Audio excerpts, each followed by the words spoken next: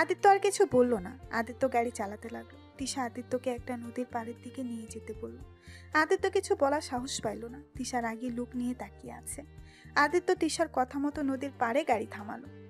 আদিত্যের হাত ধরে টেনে গাড়ি থেকে নেমে আদিত্য দাঁড় করিয়ে দিয়ে তিশা বলল, আদিত্য, চোখ বন্ধ করে এখানে দাঁড়াও, আমি এক্ষুনি আসছি। চোখ আগে যেন খুলো না, আমি বলা না পর্যন্ত। ম্যাম, কি করবেন? যা বলছি ওটাই করো। আদিত্য উপায় না পেয়ে চোখ বন্ধ করে দাঁড়িয়ে থাকলো। তিশা গাড়ির দিক থেকে একটা ফুলের তোড়া নিয়ে এসেছে। আদিত্যের সামনে হাঁটু গেড়ে বসে বলল, চোখটা খোলো। আদিত্য চোখ খুলতেই তিশা বলল, আদিত্য, তোমাকে আমি আমার জীবনসঙ্গী হিসেবে চাই। তুমি কি আমার সারা জীবনের পথ চলার সঙ্গী হবে? আমার ভবিষ্যতের বাচ্চার বাবা হবে কি? Aditya, I really really love you. Tisha খুশিতে চিৎকার করে কথাগুলো বলতে লাগলো। আদিত্য কি বলবে বুঝতে পারছে না। এইসবের মানে কি? আপনি আমার ম্যাম আর আমি আপনার বাড়ির চাকর। আপনার সাথে আমার এইসব যায় না। কেন যায় না? তুমিও মানুষ, আমিও মানুষ। আর আদিত্য, আমি তোমাকে ভালোবাসি। প্লিজ আমার ভালোবাসা গ্রহণ করো। আদিত্য, আমি তোমাকে ছাড়া বাঁচবো না। আদিত্য, কি যাতা আবল তাবল বকছেন? আপনি আমার মালকিন, আপনার সাথে আমার এইসব যায় না। আদিত্য, এক কথা বারবার বলবে না। আমি তোমাকে ভালোবাসি আর তুমিও তো আমাকে ভালোবাসো, তাই না? আদিত্য, তুমি যে আমাকে ভালোবাসো আমি কিন্তু জানি। দেখো, আমার ভালোবাসা গ্রহণ করে নাও। আমি আপনাকে ভালোবাসি না, এইটা সম্পূর্ণ মিথ্যা কথা। কোথায় আপনি আর কোথায় আমি? আপনার সাথে এইসব আমি কল্পনাও করি না। আপনি আমার মালকিন আর আমি আপনার চাকর। Just shut up. কিসের চাকর? হ্যাঁ, দেখো, আমি তোমাকে ভালোবাসি, এটাই শেষ কথা। আমি তোমাকে ছাড়া সত্যিই বাঁচবো না। আমি তোমাকে না পেলে এক্ষুনি এই নদীতে ঝাঁপ দিয়ে আত্মহত্যা করব। প্লিজ ম্যাম, এমন কিছুই করবেন না। ম্যাম, আপনি আমাকে কি দেখে ভালোবাসেন বলেন তো? দেখেন ম্যাম, এইটা আপনার ভালো লাগে বা আবেগ, সো এটা নিয়ে বাড়াবাড়ি করবেন না। Just shut up. আমি যেটা বলি সেটাই শোনো। তুমি কি চাও আমি এক্ষুনি আত্মহত্যা করি? দেখো, আমি তোমার সাথে মজা করছি না। তুমি যদি আমাকে এখন গ্রহণ না করো তাহলে আমি এক্ষুনি এই নদীতে ঝাঁপ দিব। আর তুমি এতদিনে বুঝে গেছো আমি যেটা বলি সেটাই করি। দেখেন, এটা পাগলামি ছাড়া কিছুই না। আপনি বোঝার চেষ্টা করেন। দেখেন, আপনি যদি আমার সাথে রিলেশনে আছেন, আপনার ফ্যামিলির মান সম্মান কোথায় গিয়ে দাঁড়াবে বুঝতে পারছেন? আর আপনার আব্বু কোনোদিন আমাদের সম্পর্ক মেনে নিবে না। তার মানে তুমি আমাকে ভালোবাসো, তাই না? তা না হলে মেনে নেওয়ার প্রশ্ন আসতো না। না, বাসি না। আপনাকে আমি জাস্ট বুঝালাম। ও, বুঝছি। আমাকে কি করতে হবে? তুমি চাও না যে আমি বেঁচে থাকি। শোনো, আমার বেঁচে থেকে কোনো অধিকার নেই। তিশা কথাটা বলেই নদীর দিকে দৌড়ে যেতে লাগলো। আদিত্য তিশার পেছন পেছন দৌড়ে যেতে লাগলো। তিশা যেই ঝাঁপ দিতে যাবে সাথে সাথে আদিত্য হাত ধরে টেনে বুকের সাথে শক্ত করে জড়িয়ে ধরে বলল, এই পাগলি, কোথায় যাচ্ছ? আমাকে একা রেখে চলে গেলে আমার কি হবে? আমি কাকে নিয়ে বেঁচে থাকবো? এই পাগলি, তুমি কি বোঝো না আমি তোমাকে কতটা ভালোবাসি? তুমি ছাড়ো আমাকে, আমি বাঁচতে চাই না। আমি মরলে তো সবার ভালো। থাপ্পড় মারবো একটা। আরে পাগলি, আমার কথাটা শোনো। আমি কিছু শুনতে চাই না। I really love you. Tisha কথাটা বলে কান্না করতে লাগলো। আদিত্য তিশার মাথায় হাত বুলিয়ে দিতে দিতে বলল, আই লাভ ইউ টু। এখন কান্না বন্ধ করো। সত্যি ভালোবাসো তো? হ্যাঁ, ভালোবাসি। তোমাকে কখনো বলার সাহস পাই নাই, বাট তুমি যে আমাকে ভালোবাসো এটা আমি বিশ্বাস করতে পারছি না। কিন্তু তিশা, আমাদের এই ভালোবাসাটা কখনো এক হবার নয়। আমাদের ভালোবাসাটা দূর থেকে সুন্দর থাকবে। মানে কি বলছো? ওই পাশে বসি, তারপর বলি। না, এখানে বলো। দেখো তিশা, এটা সত্যি, আমি তোমাকে ভালোবাসি। কিন্তু তিশা, আমি একটা ড্রাইভারের ভাই আর তোমার বাড়িতেও কাজ করে খাই। সেখানে তোমার সাথে আমার যায় না। তোমার আব্বু যদি এটা জানতে পারে তাহলে অনেক কষ্ট পাবে। উনি আমাকে অনেক ভালোবাসা দিয়েছে, আমি ওনার ভালোবাসার সাথে বেইমানি করতে পারবো না। আমার ভালোবাসার চেয়ে কি তোমার কাছে আব্বুর ভালোবাসা বেশি দামি নাকি? হ্যাঁ, অবশ্যই।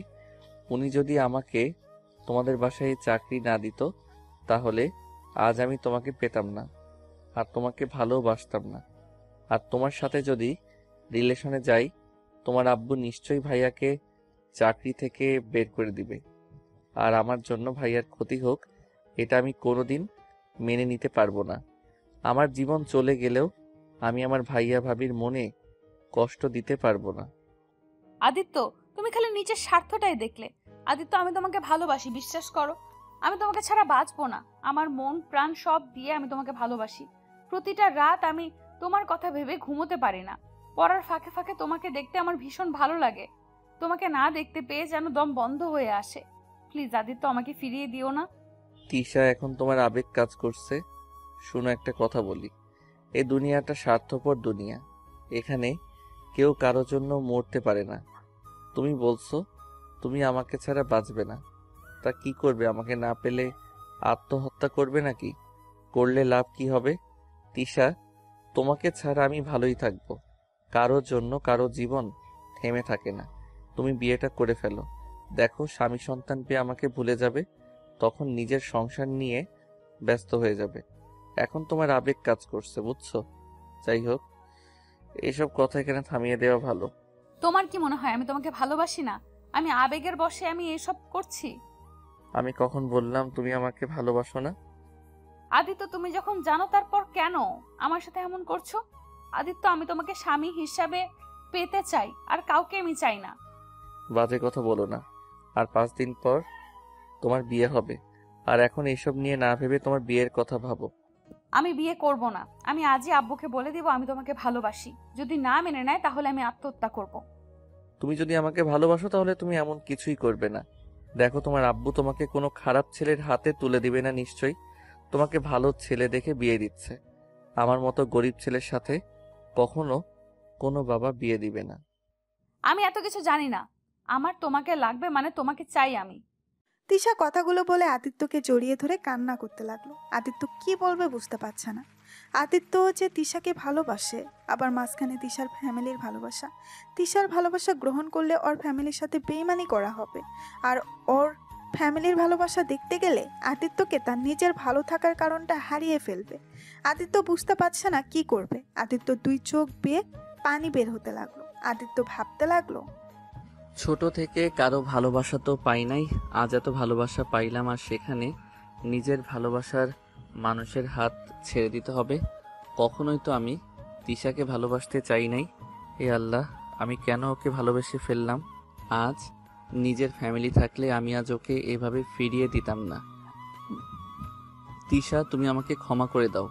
আমি তোমাকে নিজের করতে চাইলেও পারছি না। আদিত্য তিশাকে ধাক্কা দিয়ে সরিয়ে দিয়ে বলল, ম্যাম, আপনার সাথে কেমন নাটক করলাম। ধুর ম্যাম, আপনাকে ভালোবাসবো আমি?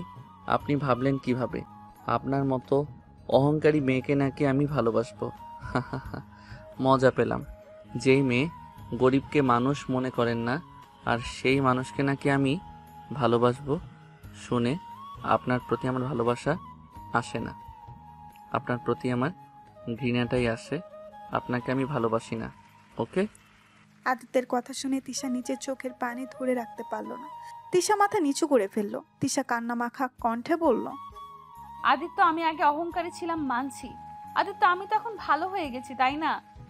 আদিত্য, বিশ্বাস করো, তোমাকে ভালোবাসার পর থেকে আমি অনেকটা চেঞ্জ হয়ে গেছি। ম্যাম, নাটক বন্ধ করেন। আপনার মতো মেয়ে আবার নাকি ভালো হবে? শুনেন, এইসব নাটক আমার সামনে করবেন না। আপনাকে আমি ঘৃণা করি, বুঝছেন? আপনার মতো মেয়েকে ভালোবাসা যায় না, শুধু ঘৃণা করা যায়। এখন নিশ্চয়ই আমার চাকরিটা কেড়ে নেবেন। নেন গা, আপনার চাকরির দরকার নাই। আজ আমি আপনাদের চাকরি ছেড়ে দিব। আদিত্য কথাটা বলে গাড়িতে এসে বসলো। তিশা কান্না করতে করতে গাড়িতে এসে বসে। আদিত্য গাড়িটা ছেড়ে দেয়। আদিত্য অনেক কষ্ট হচ্ছে, কিন্তু আদিত্য তিশাকে বুঝতে দিল না। তিশা বাসার সামনে যেতেই চোখের পানি মুছে ফেলে। তিশা আদিত্যকে বলল, চাকরি ছেড়ে দিতে হবে না। আমি তোমাকে জ্বালাবো না। আমার ভুল হয়েছে। আসলে আমাকে ভালোবাসা যায় না, আমাকে শুধু ঘৃণা করা যায়। আমি কারোর ভালোবাসা পাওয়ার যোগ্য না। তুমি প্লিজ আমার জন্য চাকরি ছেড়ে দিও না। তিশা কথাগুলো বলে হাঁটা শুরু করলো। আদিত্য গাড়ির চাবি নিয়ে তিশার সাথে হেঁটে যেতে লাগলো। আদিত্য আর তিশা বাসার ভেতরে প্রবেশ করলেই রাকিব বলল, আদিত্য, কই গেছিলি? বাসায় চল। আর তোর ফোন বন্ধ কেন? ফোন বন্ধ? ও ভাইয়া, মনে হয় ফোনে চার্জ নাই। তিশা মামনি, কিছু হয়েছে তোমার? কই না তো আব্বু। আচ্ছা তোমরা থাকো, আমি রুমে যাচ্ছি। তিশা দৌড়ে চলে গেল। আদিত্য গাড়ির চাবিটা রেখে রাকিবের সাথে বাসায় চলে আসে। আদিত্য বাসায় এসেছে গোসল করে নিজের রুমে শুয়ে থেকে অনেকক্ষণ কান্না করতে লাগলো। ময়না আদিত্য রুম থেকে কান্নার শব্দ পেয়ে রুমে প্রবেশ করতে দেখেই আদিত্য কান্না করছে। আদিত্য ময়নাকে দেখে তাড়াতাড়ি চোখ মুছে ফেললো। আদিত্য, কি হয়েছে? কান্না করছো কেন? কই ভাবি, কিছু হয় নাই তো। তোমার চোখ তাহলে লাল কেন? আর বলেন না, চোখে কিছু একটা পড়ছে, যার কারণে আর কি। ও আচ্ছা। ময়না আদিত্যর কথাই সন্দেহ হলো, কিন্তু বুঝতে দিল না। আদিত্য রুম থেকে বের হয়ে ময়না রাকিবের সাথে বিষয়টা নিয়ে কথা বলল। রাকিব আদিত্যর কাছে আসলো। আদিত্য সেম কথা বলে কথা এড়িয়ে যায়। আদিত্য বলল, ভাইয়া, আমার এক ফ্রেন্ডের বাসায় যেতে হবে, কিছু নোট নিয়ে আসতে হবে, আমি যাচ্ছি, ওকে? আদিত্য কথাটা বলে বের হয়ে গেল। আদিত্য আর ফ্রেন্ডের বাসায় গিয়ে নোট নিয়ে নিল। কিছুক্ষণ কথা বলে বের হয়ে রায়হান চৌধুরীর কল আসলো। আসসালামু আলাইকুম স্যার। ওয়ালাইকুম সালাম। আদিত্য এখন বাসায় আসতে পারবে? জি স্যার, আসছি। আদিত্য একটা অটো ভ্যানে করে রায়হান চৌধুরীর বাসায় চলে গেল। ড্রয়িং রুমে গিয়ে নোটগুলো ভাঁজ করতে করতে বলল, জি স্যার, বলেন কি জন্য ডাকছিলেন? আদিত্য সামনে তাকাতেই আদিত্য চমকে গেল। সামনে আদিত্যের আপু সাইফুল চৌধুরী, আদিত্যের বড় ভাই বসে আছে। আদিত্যকে কিছু বলতে যাবে তার আগে আদিত্য বলল, স্যার, আমাকে কি কাজ করতে হবে বলেন। তোমার হাতে ওইটা কিসের কাগজ? এইগুলো নোট ফ্রেন্ড থেকে নিয়ে আসলাম, আপনি বলেন কি কাজ করতে হবে, আমি করে দিচ্ছি। ও আচ্ছা, শোনো রাইমা ওর নানুর বাড়ি থেকে আসবে, তাই তুমি ওকে নিয়ে আসো, গাড়ি নিয়ে যাও। আর তোমার ভাইয়াকে অন্য কাজে পাঠিয়ে দিয়েছি। তোমার তিশা ম্যামের তো আর 5 দিন পর বিয়ে, তাই সব কিছু তো সাজাতে হবে, তাই না? জি স্যার, আমি এখনই যাচ্ছি। ও আচ্ছা, ভাবি ফোন দিয়েছে, আমি একটু ফোনটা ধরি। আসসালামু আলাইকুম ভাবি। ওয়ালাইকুম আসসালাম। কই তুমি? এখনো বাসায় আসছো না কেন? ভাবি আমি তো স্যারের বাসায়। ভাবি আমাকে রাইমা ম্যামকে নিয়ে আসতে হবে, আপনি খেয়ে নিয়েন। ভাইয়া কাজে লেগে গেছে, বাসায় যেতে পারবে না মনে হয়। সারাদিন না খেয়ে এই কি কাজ কাজ যে করো না।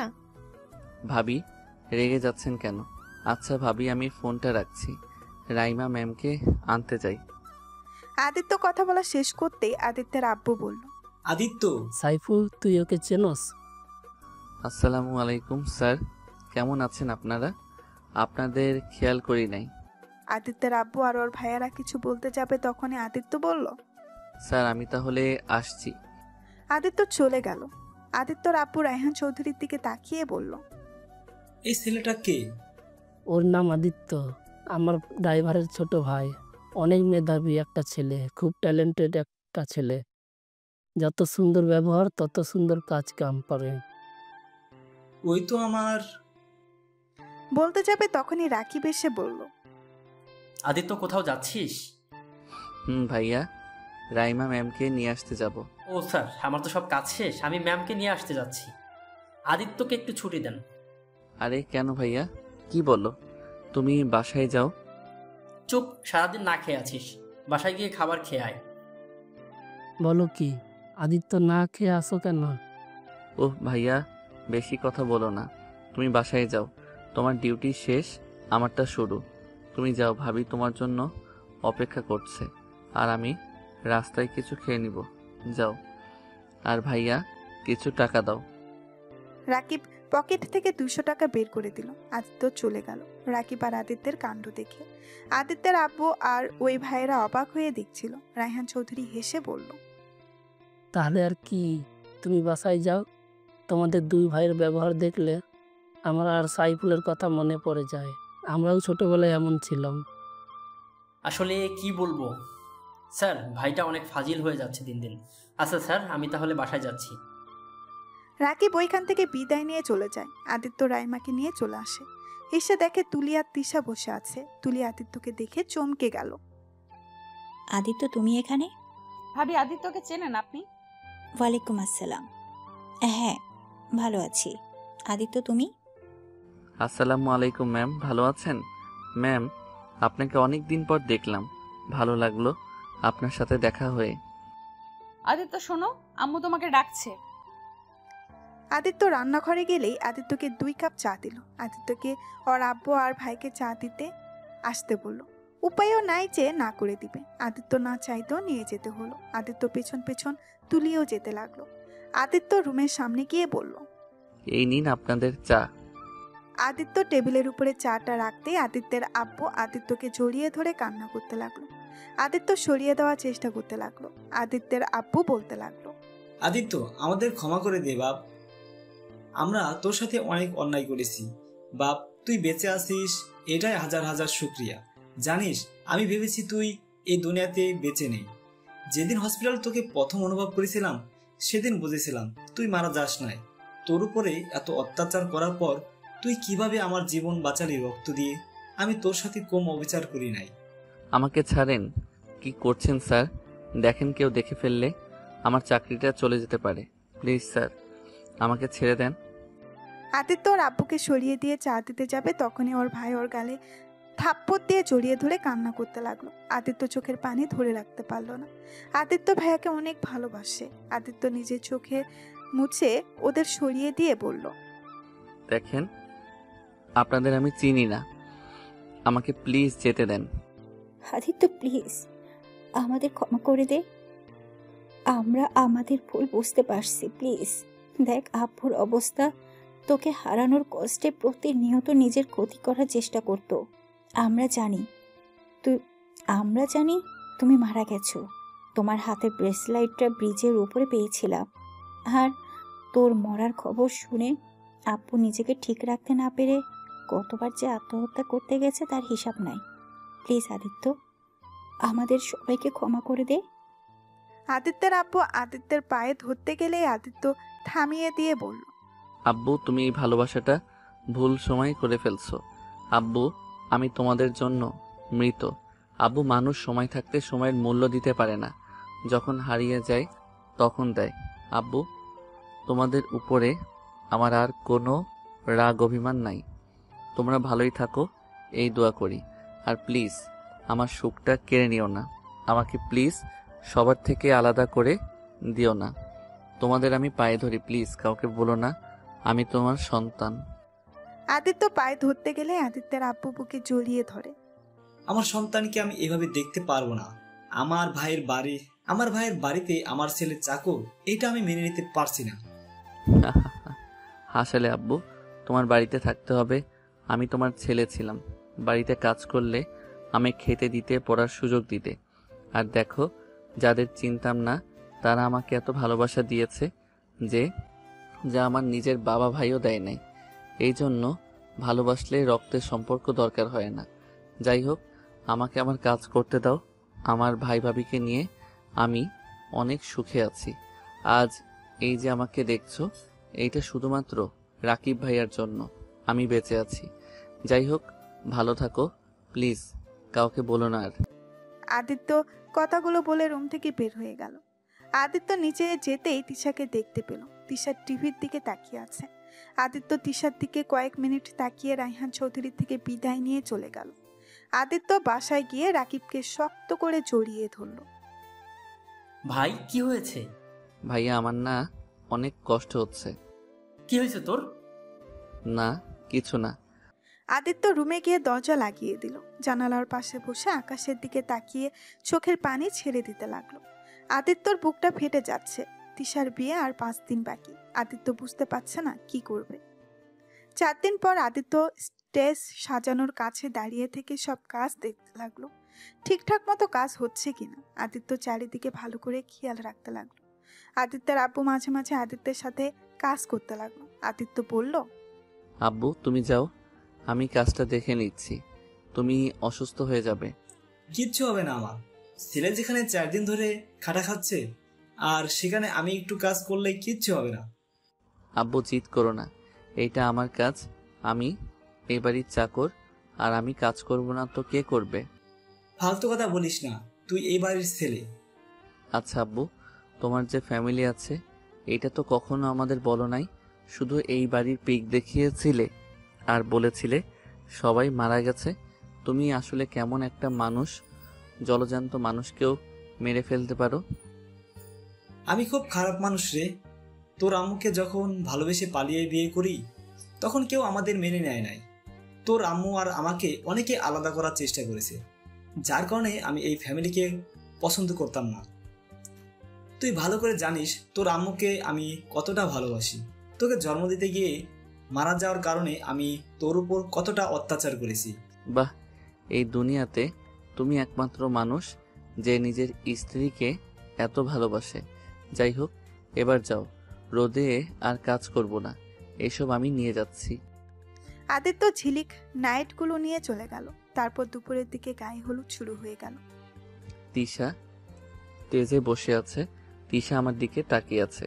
সবাই তিশাকে গায়ে হলুদ দিতে ব্যস্ত, আর এদিকে তিশার দিকে না তাকানোর ভান করে কাজ করতে লাগলাম। তিশার চোখ দিয়ে পানি পড়ছে। আমি জিনিসটা দেখে ওইখান থেকে চলে আসলাম। বাসার পিছনে গিয়ে কান্না করতে লাগলাম। অনেকক্ষণ কান্না করে চোখের পানি মুছে আবার বাসার ভিতরে গিয়ে দেখতে লাগলাম কারো কিছু লাগবে কিনা। সারাদিন কাজ করতে লাগলাম। কাজ করে ক্লান্ত হয়ে একটা ট্রেজের উপরে বসে পড়লাম। তখন আব্বু একটা প্লেটে খাবার নিয়ে এসেছে, আমার দিকে এগিয়ে দিল। আব্বু, এসব কি? কেউ দেখে ফেলবে। কেউ দেখবে না, সবাই যার যার কাজে ব্যস্ত, আর কিছুজন ছাদে আড্ডা দেয়। সারাদিন তো কিছুই খাস নাই। আব্বু, আমি খেতে পারবো না। ওইদিকে ভাইয়াও সারাদিন না খেয়ে কাজ করছে, আমরা দুই ভাই একসাথে খাবো। আদিত্য, আব্বু থাকো, ভাবি ডাকছে। আদিত্য উঠে গেল। ময়নার সামনে গেলেই ময়না আদিত্যকে নিয়ে গেল। সবাই খেতে বসেছে। আদিত্য রাকিব পাশে গিয়ে বসলো। রাকিব দুজনকে খাওয়া দিতে লাগলো। আদিত্য কাজ করতে গিয়ে একটু কেটে গেছে, যার জন্য রাকিব খাইয়ে দিচ্ছে। এটা আদিত্যের আব্বু আর ওর ভাই দূর থেকে দেখতে লাগলো। আদিত্যের আব্বু অনেক খুশি লাগছে যে আদিত্য অন্তত অনেক ভালো আছে। সারা দিন জীবন তো কষ্ট দিয়ে গেছে। আদিত্য খাবার খাওয়া শেষ করে রাকিবের গালে কিস করে চলে গেল। রাকিব হাসতে লাগলো। আদিত্য বাসার ভেতরে ঢুকতে আদিত্যকে বলল, আদিত্য, দেখো তো ছাদেকে আর কি লাগবে, একটু দেখে আসো প্লিজ। Okay sir. আদিত্যর সাথে সাথে ওর আব্বু ভাইও যেতে লাগলো। আদিত্য এক কানিতে দাঁড়িয়ে থাকলো। আদিত্যের আব্বু ভাই সবার সাথে যোগ দিল। তুলি আদিত্যের দিকে তাকিয়ে আছে। আদিত্য সবাইকে যা যা চাচ্ছে দিতে লাগলো। আত্মীয় স্বজন আস্তে আস্তে সবাই ছাদে চলে আসলো। ওদের সবার লাইফে একটা কথা বলতে লাগলো। রায়হান চৌধুরী তার স্ত্রীর উদ্দেশ্যে বলল, আমার স্ত্রী আমার প্রথম ভালোবাসা এবং শেষ ভালোবাসা। বাহ আঙ্কেল, আপনাদের দুই ভাই একই অবস্থা। তুলি কথাটা বলতে সবাই হেসে দিল। আদিত্যের এসব বিরক্ত লাগলো, কারণ ছোটদের মাঝে বড়রা কেন এসেছে, আড্ডা দিচ্ছে, এটাই ও বুঝতে পারছে না। আদিত্য চলে যেতে নিবে, তখনই তিশাকে কেউ একটা প্রশ্ন করে তিশা বলতে লাগলো, হ্যাঁ, আমার লাইফেও ভালোবাসা নামে শব্দটা এসেছিল, কিন্তু সেই শব্দটা শুরু হওয়ার আগেই শেষ হয়ে গেছে। তুমি কাউকে ভালোবাসো? আমাদের তো কখনো বলো নাই। কি বলবো আব্বু, সেই তো আমায় ভালোবাসে না।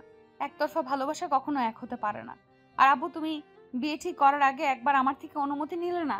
একবার জিজ্ঞেস করলেও না আমি বিয়েটা করতে চাই নাকি না? জানো আব্বু, আমার সন্তান হলে আমি সবার প্রথমে জিজ্ঞেস করব তারা কাউকে ভালোবাসে কিনা, তারা কি চায়, সেইটা সব সময় বোঝার চেষ্টা করব।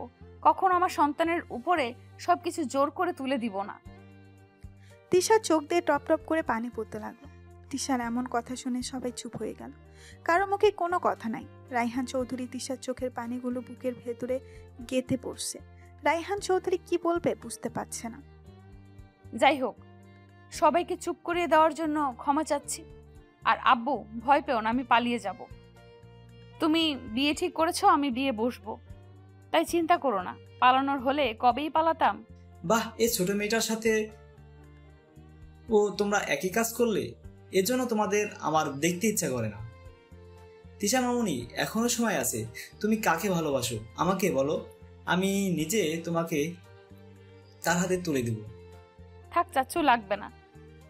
আমাকে সে ভালোবাসে না। আমি তো একটা অহংকারী মেয়ে। অহংকারী মেয়েরা কারোর ভালোবাসা পাওয়ার যোগ্য না। কথাটা বলে তিশা কান্না করতে করতে দৌড়ে চলে গেল। আদিত্য কোনো মতে নিজেকে সামলিয়ে নিল। আমি বড্ড ভুল করে ফেলেছি। আমার আসলেই উচিত ছিল তিশার পরামর্শ করার, আর ওই কাকে ভালোবাসে আমার জানা উচিত ছিল। এখনো সময় আছে। দেখো ভাইয়া, এভাবে বিয়ে দিলে ও কখনোই সুখী হবে না। সারা জীবন তোমার প্রতি ওর ঘৃণা জমে থাকবে। আচ্ছা আমি আসছি। রায়হান চৌধুরী নিচে চলে গেল, সাথে সবাই এক এক করে নিচে চলে গেল। আদিত্য আকাশের দিকে তাকিয়ে থাকলো। এই আকাশ, বলো না আমার কি করা উচিত? আমার যে এসব আর সহ্য হচ্ছে না। আমি কিভাবে বলবো চাচুকে আমি তার মেয়েকে ভালোবাসি? সেই তো কোনোদিন আমাকে মেনে নিবে না। তার নুন খেয়ে আমি তার মেয়েকে ভালোবেসে ফেলছি। তিশা ভালো একটা ছেলের সাথে বিয়ে হতে যাচ্ছে। আমি কিভাবে তিশাকে আমার লাইফের সাথে জড়াবো? আমার সব থেকেও যে নাই আল্লাহ, আমি যাকে ভালোবাসি সেই আমার লাইফ থেকে কেন চলে যায়? আদিত্য কথাগুলো বলে হাঁটু গেড়ে বসে কান্না করতে লাগলো। আদিত্য কান্না করতে করতে ওখানেই ঘুমিয়ে যায়। সকালে তিশা ছাদে আসতে দেখে আদিত্য পড়ে আছে। তিশা দৌড়ে গিয়ে আদিত্যের মাথা কোলে তুলে নিয়ে বলল, এই আদিত্য, কি হয়েছে তোমার? এই আদিত্য, শুনতে পারছো? আদিত্যের ঘুম ভাঙতেই তিশার কোলে দেখে লাফ দিয়ে উঠে পড়ল। আদিত্য তিশার দিকে তাকানোর সাহসটুকুও নেই। আদিত্য ওখান থেকে চলে যেতে নিল। আদিত্য, একটা কথা বলবো?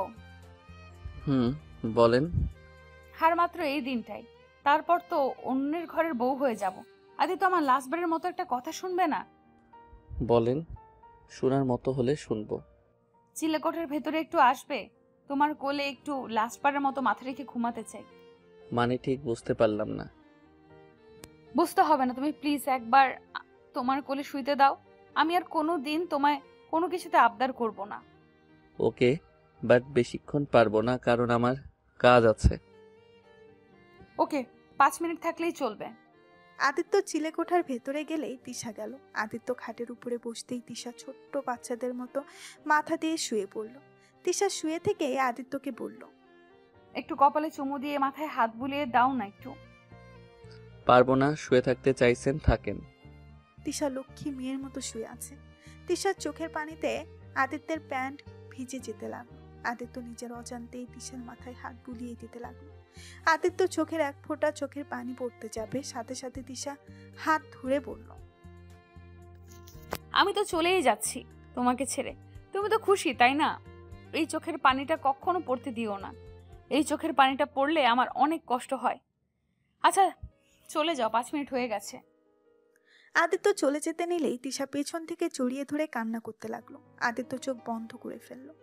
আদিত্য তিশার হাত সরিয়ে দিয়ে নিচে চলে গেল। আদিত্য সবার সাথে হাসি মুখে আবার সব দিকে দেখাশোনা করতে লাগলো। 7টার দিকে বরের গাড়ি চলে আসলো। সবাই আনন্দ করছে, বর এসেছে বলে সবাই হই হুল্লোড় করতে লাগলো। আদিত্য এইদিকে কাজ নিয়ে পড়ে আছে। 8টার দিকে বিয়ে পড়াতে লাগলো। আদিত্য এক পাশে দাঁড়িয়ে তাকিয়ে আছে। তিশা আদিত্যর দিকে তাকিয়ে আছে। তিশাকে সাইন করতে বললেই তিশা সাইন করে না। তিশা আদিত্যর দিকে তাকাতেই আদিত্য মিষ্টি করে হাসি দেয়। তিশা কিন্তু এক নজরে তাকিয়ে আছে। আদিত্যের বিষয়টা ভালো ঠেকলো না। আদিত্যের মনে পড়ে গেল সাদের কথা। আদিত্য দৌড়ে সবাইকে ধাক্কা দিয়ে সরিয়ে তিশার কাছে গিয়ে ধরতেই সবাই অবাক হয়ে তাকালো। আদিত্য চোখের পানি ছেড়ে দিয়ে বলল, তিশা। তিশার চোখ দিয়ে এক ফোঁটা পানি টপ করে পড়ল। তিশা বলল, ভালো থেকো আদিত্য, তোমাকে তো পেলাম না, তাই এই দুনিয়াতে বেঁচে থাকারও কোনো অধিকার আমার নেই। না না তিশা, এমন ভাবে বলো না। তোমার কিছু হবে না, আমি তোমার কিছু হতে দিব না। তিশা আদিত্যের বুকে ঢুলে পড়ল। তিশার মুখ দিয়ে ফেনা বের হতে লাগলো। পুরো বাড়ি হইচই শুরু হয়ে গেল। আদিত্য তিশাকে কোলে তুলে পড়ল, তিশা তোমার কিছু হবে না। তিশা ভাইয়া, গাড়ি প্লিজ, গাড়ি বের করো। ভাইয়া ওর কিছু হলে আমি বাঁচবো না ভাইয়া। আমি এখনই বের করছি। রাকিব দৌড়ে গাড়িতে উঠল। আদিত্য তিশাকে কোলে শুয়ে দিল। তাড়াতাড়ি করে হসপিটালে নিয়ে গেল। তিশাকে নিয়ে সোজা ডাক্তার কেবিনে চলে গেল। আদিত্য রাকিবকে জড়িয়ে ধরে কান্না করতে লাগলো। তিশার আব্বু আম্মু, আদিত্যর আব্বু, ভাই ভাবি, ময়না চলে এসেছে। আদিত্যের আব্বু ওর কাঁধে হাত রাখতেই আদিত্য ওর আব্বুকে জড়িয়ে ধরে বলল, আব্বু আমার সাথে কেন এমন হয়? আব্বু আমি যাকে ভালোবাসি সেই জিনিসটা কেন আমার থেকে দূরে চলে যায়? কখনো মায়ের ভালোবাসা পাই নাই। মায়ের ভালোবাসা, বাবার ভালোবাসা কি সেটাও জানি না। আর যখনই একজনের ভালোবাসা পেলাম তখন তাকে দূরে সরিয়ে দিলাম। আব্বু আমার খুব কষ্ট হচ্ছে আব্বু। আব্বু আমি আর নিতে পারছি না আব্বু। আব্বু আমি তিশাকে ছাড়া বাঁচবো না আব্বু। আদিত্য কান্নায় ভেঙে পড়ল। আদিত্যর কান্না দেখে ওইখানকার সবাই কান্না করতে লাগলো। আদিত্যর আব্বু বলল, তুই শান্ত হ, তিশার কিচ্ছু হবে না। আর তুই তিশাকে ভালোবাসিস? আমাকে কেন আগে বলস নাই? বললে তো আজ এমন হতো না। কি বলতাম আব্বু? যার নুন খেয়েছি তার সাথে বেইমানি করতাম কিভাবে? আমি সত্যি বুঝতে পারিনি তিশা আমাকে সত্যি এতটা ভালোবাসে। আদিত্যকে ধরে ঠাস ঠাস করে থাপ্পড় মেরে দিল রাইহাম চৌধুরী আর কলার ধরে বলল, তুমি তিশাকে ভালোবাসো? একবার কি আমাদেরকে বলতে পারতে না? আমি তোমাকে বিশ্বাস করি এবং ভালোবাসি, আর তুমি আমার বিশ্বাস ভালোবাসার এই মূল্য দিলে? ছোট লোকের বাচ্চা হয়ে আমার মেয়ের দিকে হাত বাড়াস? তোকে আমি মেরে ফেলবো। আদিত্যকে রাইহান চৌধুরী মারতে লাগলো। তখনই রাকিব দৌড়ে এসে রাইহান চৌধুরীর পায়ে ধরে বলল, স্যার আমার ভাইকে ক্ষমা করে দেন, আমার ভাই ভুল করে ফেলেছে। রাইহান চৌধুরী রাকিবকে লাথি দিয়ে ফেলে দিল। আদিত্যের রাগ উঠে যায়। আদিত্যের চোখ দুটো লাল বর্ণ ধারণ করলো। রাইহান চৌধুরী আদিত্যকে বলল, তুই সব নষ্টের মূল। তোর ভাইকে এসব তুই শিখাইছস, তাই না? আমার মেয়ের সাথে প্রেম করলে আমার সব সম্পদ তোরা দুই ভাই মিলে আমার আয়েস কাটিয়ে দিতে পারোস, তাই না? কথাটা বলে রাকিবের কলার ধরে যেই মারতে যাবে, সাথে সাথে আদিত্য রাইহান চৌধুরীর হাত ধরে ফেলে। খবরদার, আমার ভাইয়ের গায়ে একটা ফুলের টোকা দিলে খুব খারাপ হয়ে যাবে। আমার ভাই এসব জানতো না। আর আমার ভাই একজন সৎ এবং ভালো মানুষ।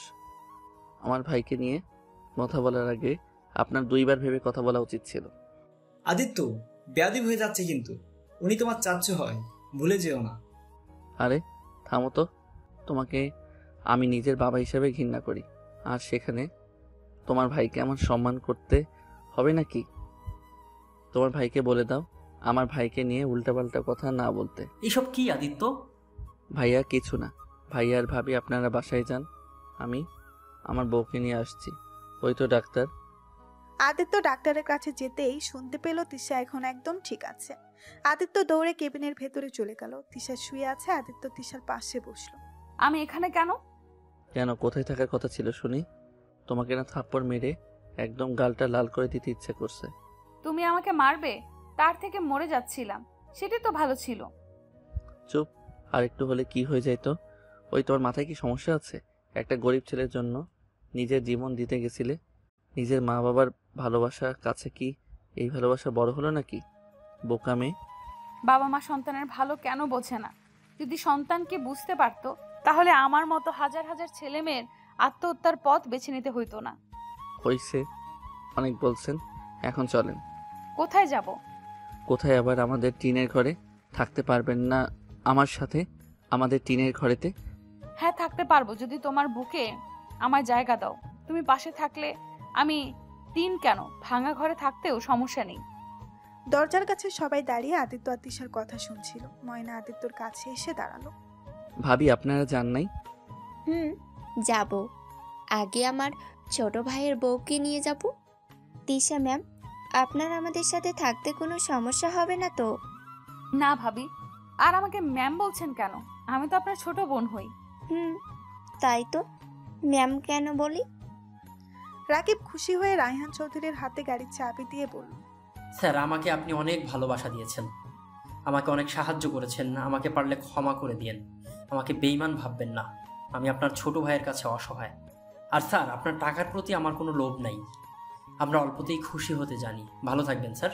আপনার বাড়িতে কাজ করতে পারবো না আর। আদিত্য, বৌমাকে কোলে তুলে নিয়ে চল।